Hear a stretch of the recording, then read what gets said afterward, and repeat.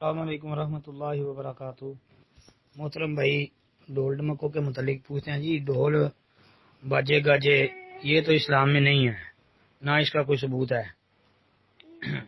بلکہ موسیقی کے کوئی بھی کسی قسم کا بھی معاملہ ہو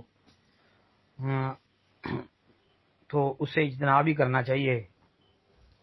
امام ابو داؤد رحمۃ اللہ علیہ نے کتاب الادب کے اندر موسیقی کے حوالے سے ایک عنوان قائم کیا ہے، اس کے تحت جو روایات انہوں نے نقل کی ہیں ان کا مطالعہ کر لیں تو فائدہ ہو جائے گا۔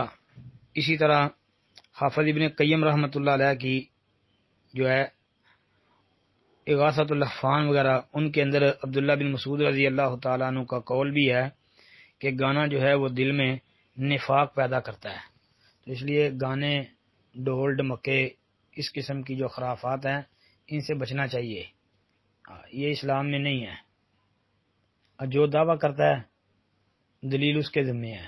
السلام علیکم ورحمۃ اللہ۔